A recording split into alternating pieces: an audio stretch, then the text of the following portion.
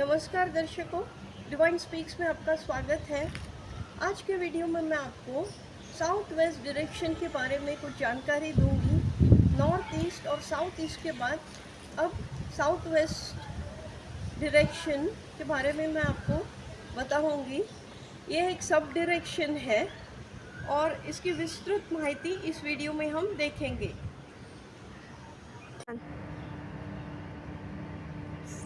South west direction का deity नैऋति राक्षसी है और यहाँ का रूलिंग प्लैनेट राहु है।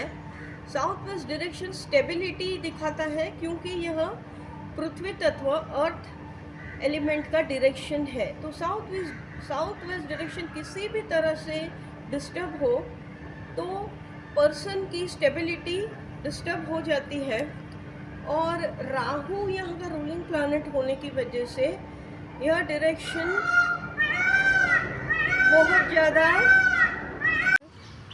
South west direction north east के एग्जैक्टली ऑपोजिट 180 डिग्रीज पे है और नॉर्थ ईस्ट डायरेक्शन स्पिरिचुअल है और देवताओं की दिशा कहा गया है। तो वहाँ की पॉजिटिव एनर्जी भी इस तरफ फ्लो होती है। तो कहते हैं कि साउथ वेस्ट डायरेक्शन में डोर नहीं होना चाहिए और काफ़ी कुछ नेगेटिव बातें साउथ वेस्ट के बारे में होती हैं।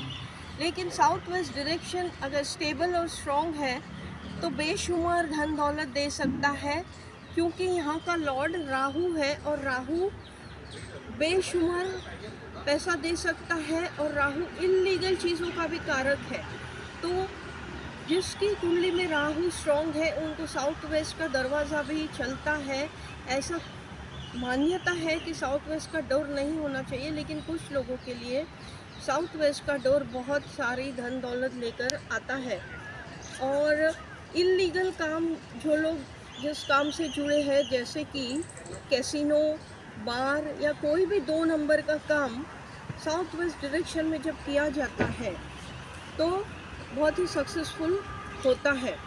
जैसे कोई भी स्पिरिचुअल काम के लिए नॉर्थ या नॉर्थ ईस्ट या ईस्ट डायरेक्शन ज़्यादा बेहतर होता है, वैसे ही कुछ कामों के लिए साउथ वेस्ट बेस्ट होता है।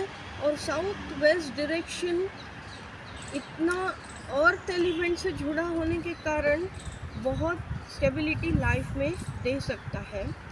और राहु मल्लेशों का भी कारक है, तो शेड्यूल ट्राइब या उन लोगों के लिए भी यह डायरेक्शन शुभ फल प्रदान करता है। साउथ वेस्ट डायरेक्शन में कभी भी कोई भी एक्सटेंशन या कट हो तो स्टेबिलिटी बहुत ही अनस्टेबल हो जाती है और लाइफ में बहुत तकलीफ़ें शुरू हो जाती है। फाइनेंस का फ्लो कम होता है और हेल्थ इश्यूज और ख़ास करके डिफेमेशन की प्रॉब्लम हो जाती है। समाज में नाम खराब होने लगता है।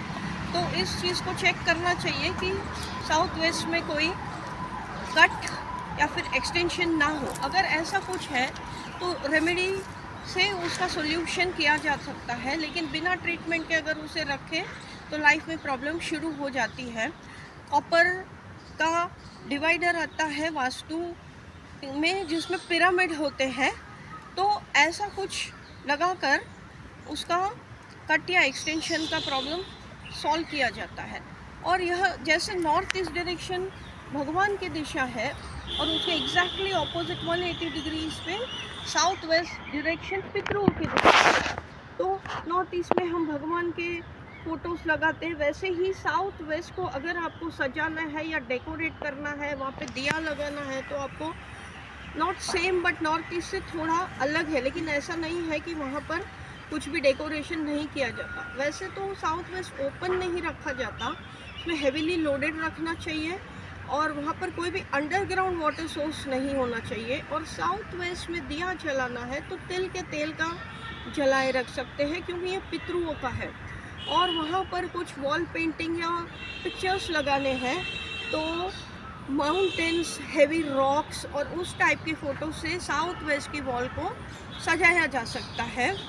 और साउथ वेस्ट को हमेशा ही फुल्ली बंद, जैसे कि आपको कोई भी बालकनी बड़े बड़े विंडोज़ या ओपन रखना नहीं है, इसको हमेशा लोडेड रखें। स्पेशली अगर बालकनी है भी तो उसे किस तरह से बंद रखें या ब्लॉक्ड रखें, उसमें हैवी सामान रखें, उस तरह से इसका सॉल्यूशन किया जा सके। और नॉर्थ ईस्ट को जितना हो सके ओपन रखना चाहिए, तो वैसे ही साउथ वेस्ट को बंद या फिर लोडेड रखना चाहिए। लेकिन भले कुछ भी कहे कि साउथ वेस्ट डायरेक्शन नैऋत्य राक्षसी के प्रभाव में है और इसका ग्रह राहु है, लेकिन जितना स्टेबिलिटी लाइफ में और जितना बेशुमार धन दौलत साउथ वेस्ट डायरेक्शन से पाया जा सकता है, उतना शायद किसी और दिशा से नहीं, क्योंकि ज़्यादा इनकम, एक्स्ट्रा इनकम